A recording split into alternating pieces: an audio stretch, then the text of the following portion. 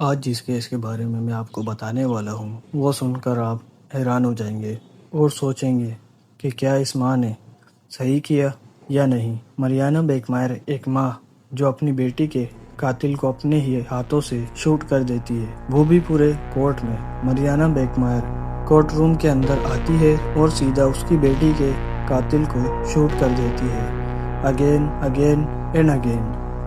تو آخر ایسا کیا ہوا جس کی وجہ سے مریانہ بیکمائر نے ایسا کیا؟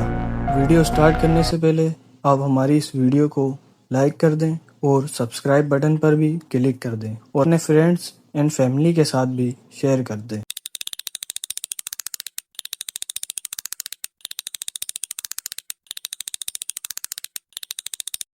اس کیس کی شروعات ہوتی ہے 3 جون 1950 کے سارسیٹ جرمنی کے ایک چھوٹے شہر میں پیدا ہوتی ہے مریانہ بیکمائر۔ اور مریانہ بیکمائر کی ماں جو کہ پولینڈ کے شہر سے جرمنی سارسیٹ میں آئی تھی، اور مریانہ کا باپ جو جرمنی کے ملٹری فورس میں تھا۔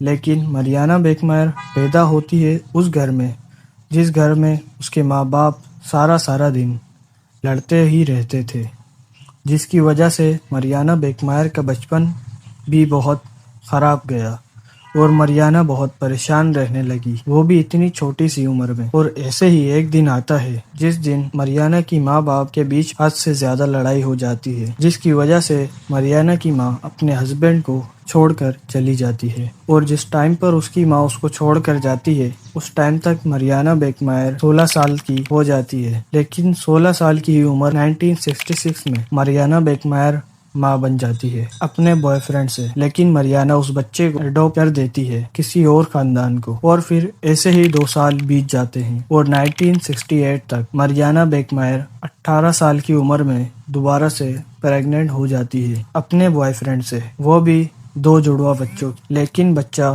پیدا ہونے سے پہلے ہی مریانہ بیکمائر ریپ کا شکار ہو جاتی ہے اور وہ دونوں بچوں کو پیدا ہوتے ہی اڈاپٹ کر دیتی ہے، یعنی دوسرے خاندان کو دے دیتی ہے، کیونکہ اس کے بوائے فرینڈ کا بھی وہی حال تھا جیسے مریانہ بیکمائر کے ماں باپ کا تھا۔ جیسے گھر میں لڑائی ہوتی رہتی تھی اور پھر کچھ سال بعد 1973 تک مریانہ بیکمائر کی عمر 23 سال ہو جاتی ہے اور پھر مریانہ بیکمائر کو ایک بیٹی ہوتی ہے جس کا نام آنا بیکمائر رکھا، اور مریانہ اپنی بیٹی کو خود پالتی ہے۔ لیکن آنا کے پیدا ہونے کے بعد اس نے ماں بننے کا سفر یہیں تک رکھنے کا فیصلہ کیا اور ایسا میڈیکل پروسیجر کروایا جس سے دوبارہ بچہ نہ ہو۔ اور پھر مریانہ نے اپنی بیٹی آنا کو اچھے سے پالا اور اس کی اچھی پرورش کری، اور ایسے ہی مریانہ کی بیٹی 7 سال کی ہو گئی تھی۔ اور پھر دن آتا ہے 5 مئی 1980 جس دن آنا اسکول جانے سے منع کر دیتی ہے اور وہ اپنی ماں سے ضد کرتی ہے کہ وہ اپنی فرینڈ کے گھر جائے گی۔ تو جب آنا اپنی فرینڈ کے گھر جا رہی ہوتی ہے تو راستے میں ہی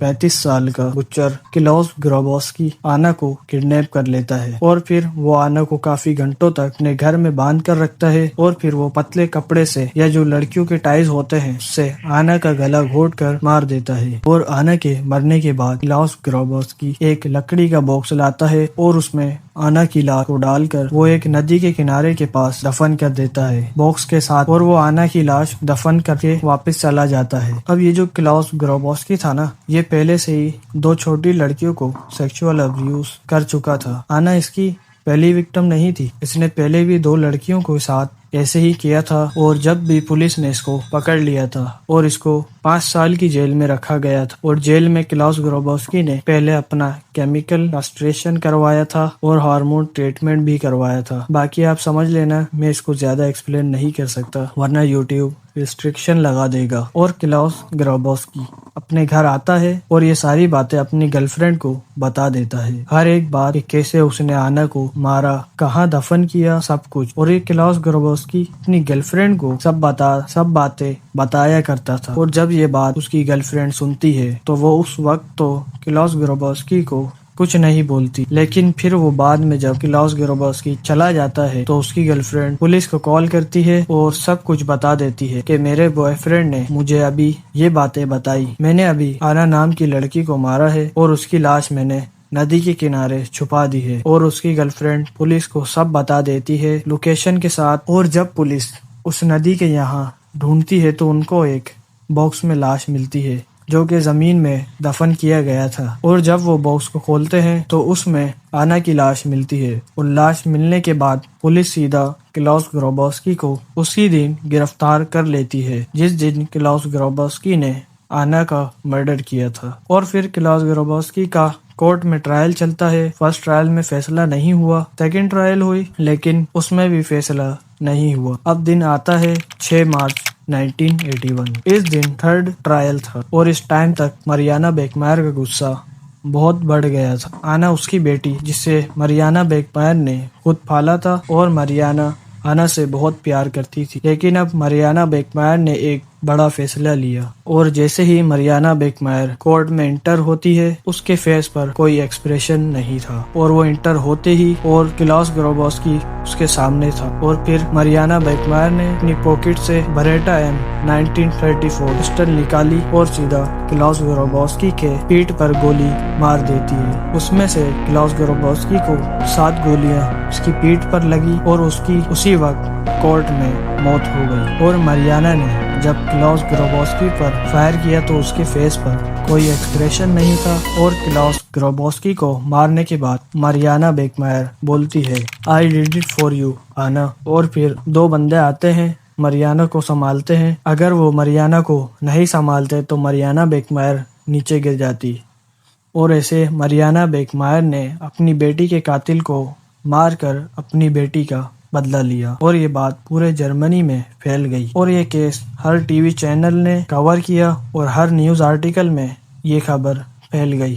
لیکن اس کیس کو لے کر ہر کسی کا ایک الگ ایکسپریشن تھا، یعنی کافی ساری پبلک یہ بول رہی تھی کہ مریانا بیکمائر نے صحیح کیا اپنی بیٹی کے قاتل کو مار کر، ایسے کلر کے ساتھ یہی ہونا چاہیے۔ اور پبلک تو یہ بھی بول رہی تھی کہ اگر ہم بھی مریانا بیکمائر کی جگہ ہوتے تو ہم بھی یہی کرتے جو مریانا نے کیا۔ اور دوسری طرف پبلک یہ بول رہی تھی کہ نہیں، مریانا کو ایسا نہیں کرنا چاہیے تھا، یہ غلط ہے، مریانا نے کورٹ کا فیصلہ نہیں سنا، یعنی یہ سب باتیں چل رہی تھی پبلک میں۔ اب آپ کو کیا لگتا ہے کہ مریانا نے صحیح کیا یا غلط؟ آپ کمنٹ باکس میں بتا سکتے ہیں۔ اور پھر مریانا بیکمائر کو کسٹڈی میں لیا گیا کلاؤس گروبوسکی کے قتل کے جرم میں۔ 2 مارچ 1982 میں مریانا بیکمائر پر قتل کے چارجز لگائے گئے، لیکن پھر بعد میں قتل کے چارجز کو ہٹا کر مینسلوٹر یعنی غصے میں آ کر یا جذبات میں آ کر قتل کیا، اور انلیگل ویپن رکھنے کے چارجز لگائے۔ اور ایسے ہی 2 مارچ 1983 کا دن آتا ہے، مریانا بیکمائر کو 6 سال کی سزا سنائی، لیکن اس کو 3 سال بعد ہی جیل سے چھوڑ دیا گیا کیونکہ سوسائیڈل رسک کی وجہ سے۔ اور پھر جیل کے بعد مریانا بیکمائر نے 1985 کے سال میں شادی کر لی، اور اس کا ہسبینڈ جرمنی کے شہر میں ٹیچر تھا۔ اور 1988 میں مریانا اپنے ہسبینڈ کے ساتھ نائجیریا کے شہر لیگس چلی جاتی ہے، اور شادی کے کچھ سال بعد ان کے رشتے میں دوریاں آ گئی، اور 1990 میں دونوں الگ ہو گئے۔ اور پھر مریانا بیکمائر کو اپنے پینکریاسٹک کینسر کے بارے میں پتہ چلتا ہے، اور اب اس کے پاس زیادہ ٹائم نہیں بچا تھا۔ اور پھر 1994 سے 1995 تک مریانا بیکمائر نے انٹرویو دیا کافی بڑے بڑے ٹی وی چینلز پر۔ 17 ستمبر 1966 کو مریانا پینکریاسٹک کینسر کی وجہ سے لوبیک ہاسپٹل میں 46 سال کی عمر میں مریانا کی ڈیتھ ہو جاتی ہے۔ مریانا بیکمائر اپنی بیٹی آنا کے ساتھ ایک ہی قبر میں لوبیک کے قبرستان میں دفن ہے۔ اور یہ کیس ہمیں یہ بتاتا ہے مریانا بیکمائر کی کہانی ایک ماں کے جذبات، دکھ اور انصاف کی تلاش کی